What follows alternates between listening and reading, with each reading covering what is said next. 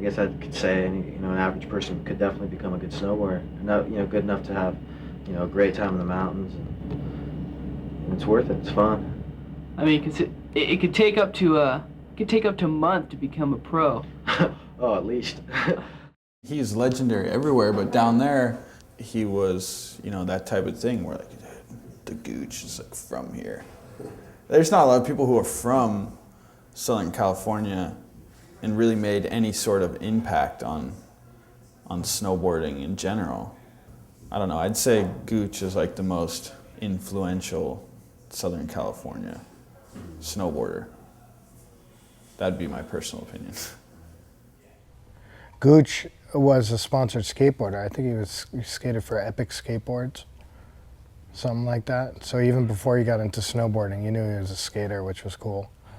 I was 13 years old and got sponsored by Epic Skateboards out of Northern California. I actually got my first skate shot in Trans World. Spike Jones shot it, and I was doing a feeble grind on a flat bar in '89, I think it was. So the skateboarding thing was always, I was trying, and I was, trying to go. I was trying to go pro doing it, but then I started snowboarding at the same time, and just kind of shifted from skateboarding to snowboarding.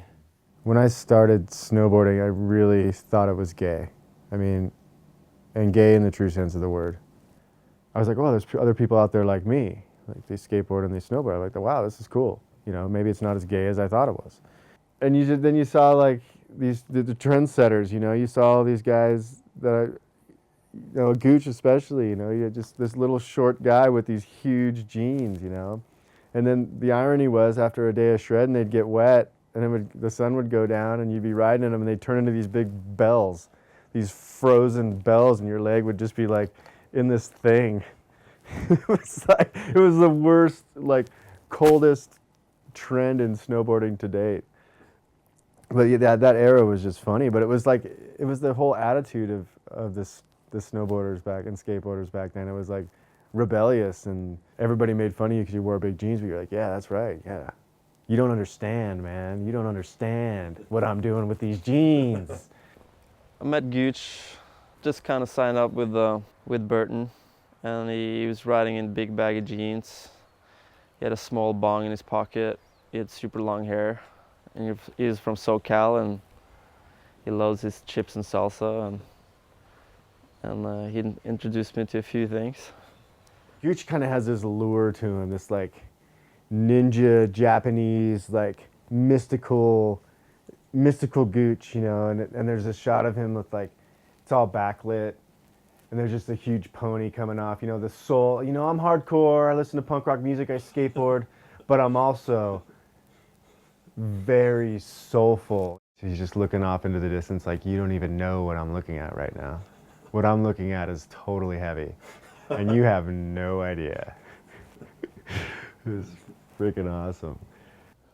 I guess, yeah, once I got out of I did that semester of junior college, and once I got out, I moved up to Big Bear, and that was kind of the beginning of snowboard parks. That was the first time that Mountain had given like full permission to just build jumps and build, these features, and no one really knew but we didn't really know at the time how big to build them or what really kind of features. So we started experimenting, and the technical aspect of it was just accelerating. It was like we built this like skate park where there was like kind of bold corners and bank slalom runs, and then gaps, and then we put up rails and everything. And the riders around were just, it seemed like every day there was some new trick going on, or there was a really intense amount of progression happening in that park. Bear Mountain was like the only real snowboard park. Like they're building jumps, and Mike Parillo was like digging this half pipe with a chainsaw, and like it was pretty raw back then.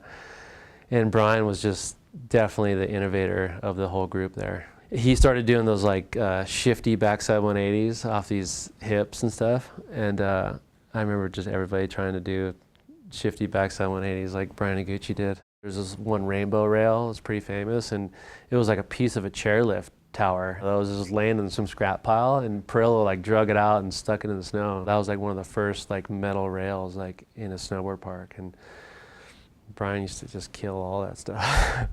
you know, the word got out, and then people from, you know, all over the place were coming down. There was people from the Northwest and East Coast and people from Europe, and we kind of, this snowboard park just caught on and pretty much changed the way, you know, people were snowboarding. It really blew up, and, you know, they created the X Games, you know, and like, you know, it just kind of created this environment where snowboarding could really progress on a level where there was, you know, there was, you know, a lot of spectators and, you know, events and things. It seemed like a lot of things were happening at that time.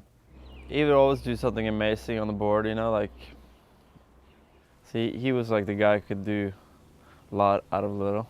Gooch was really into spinning and all the little jib things, you know. He was a really good skateboarder, still is. So there was a lot of jib bunks and a lot of tail and nose maneuvers. I guess like one of his influential things too were just like all the nose butter stuff. Like that was like one of his deals, just like spinning around from his tip to his tail and ollieing and bouncing around with one foot. That was all stuff that, you know, no one had really done. It was probably 2 months after I moved to Big Bear. There was a big pipe contest at Snow Summit, and I was living in my Jeep and whatever, and I really wanted to do this contest. I started riding a bunch and felt like, you know, maybe I could, you know, go pro or whatever. You know, that's what I wanted to do. It was the first pro contest I ever entered, and halfway down my first run, my binding broke and I didn't qualify for the event. And I was so bummed, you know, wasted that money. I don't know what I was thinking. You know, I was just pissed. And next day I went out and I was just riding the pipe at Bear Mountain and just doing my thing, just sessioning and with a couple friends. You know, it was a nice day and the pipe was good. So I was having a good session and went to take a break to grab some water. And Tim Pogue was the team manager of Burton Snowboards, and he was there with some of the team, and had seen me ride during the contest or in the practice for the contest. And that morning, and he approached me and gave me his business card, and said, "Give me a call in 2 weeks. I'll be back in the office, and I'd love to help you out." It's kind of crazy because like when I think about it, I don't think of him as really a progressive pipe rider for the time, but then when you start talking about it, he was one of the ones that was really pushing it at those times. The early, and I think it's in A Live We Ride, he does a cab 9 in the pipe, and you know, a bunch of switch stuff and a ton of spinning. Like I think he was one of the first ones to really kind of take that up. And I think Hard, the Hungry, and the Homeless, like I think he was doing some 900s. But he was also, in A Live We Ride, he was doing alley-oop McTwists and tail grabs on this quarter pipe that couldn't have been more than 6 feet wide and 10 feet tall. And it was really, really impressive to see, you know. I mean, here's a guy who was buttering, he was trying to hook 1080s, 9s off of everything, and he was ruling on McTwists and stuff like that. It was sick.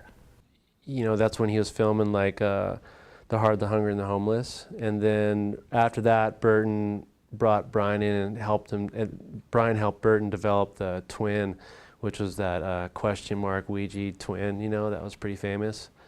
I think it was early enough in snowboarding. There was a big change happening. You know, it was kind of one of those things. Well, go travel with Mack Dawg and go film, and then go to these contests. So we filmed between the contests and kind of just road tripped. I just jumped in the car with him. We drove from event to event. But it was more of a filming, you know, we'd go out and film, hook up with locals at different places and go film stuff.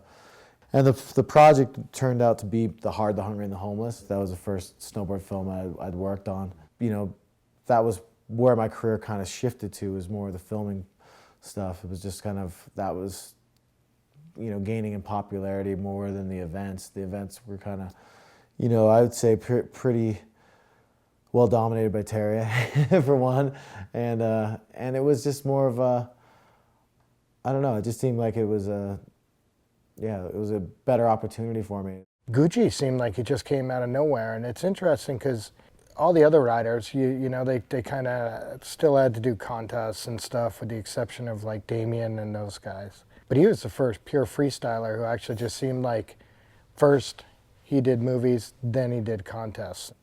I've never had the best luck with the contest. I ended up, you know, I ended up feeling frustrated a lot at contests. It's just one of those things. I don't think competition's easy. I remember Sione Dave Sione came with me at the ASR show in San Diego, and he had said, I have this concept for the snowboard movie. We're gonna all jump in these Cadillacs and drive around, road trip around the States and make a snowboard movie. You know, and I'm like, that sounds awesome. Who's gonna go? He's like, well, I got TERJE and Rankwit and John Cardiel. And I was like, done, let's do this. We'd go shred all these spots, but then we would go skate, you know, as much, if not more. And it was like on that trip, I remember, you know, skating Burnside with them, and, you know, some mini ramps in Colorado, and just everywhere we went, there was like, you know, we'd hook up with the skaters, or we'd hook up with the snowboarders or whatever. It was just it was a really cool time. He basically took off with Dave Sione during, you know, the Roadkill filming sessions. He was gone for like a couple months, you know. I didn't even know what was going on until that movie came out, and then I was like, whoa, Bryan was doing that. Like, it's pretty sick. And then you saw him in the Volcom movies. A Live We Ride was the first Volcom film I saw him in, and then obviously he had a lot of clips in The Garden. You know, throughout the process of making it, we just kind of went out, okay, we were doing Volcom Snow Project, and Wooly, the owner, you know, he'd be out in the field with us in the backcountry hiking, you know, filming the Super 8 and Troy, Eckert. It kind of all came together at Sonora Pass in California, and that's where we came up with the name The Garden. We would go up there, we'd camp, and we'd just hike these jumps, and we'd have these amazing sessions where it would be, you know, exhausting long days, you know, hiking around and just, you know, having a blast, and, you know, sitting around the campfire at night, telling stories and laughing and partying and just having a good time. And that's, you know, that's when we were like, this is the Butterfly Garden, this is the garden. You know, and then this is the movie. This movie's about this. This is what snowboarding is about: is hanging out with your friends and going out and finding, you know, these places that are special. You know, it was really kind of a liberating experience for all of us to be able to like get out from the ski resort and from the crowds and from the crazy park scene that was blowing up. I mean, making The Garden was probably still to this day the highlight of my snowboarding career. It kind of got me inspired to continue to search and explore and recreate that kind of feeling, and been trying to keep that dream alive by riding.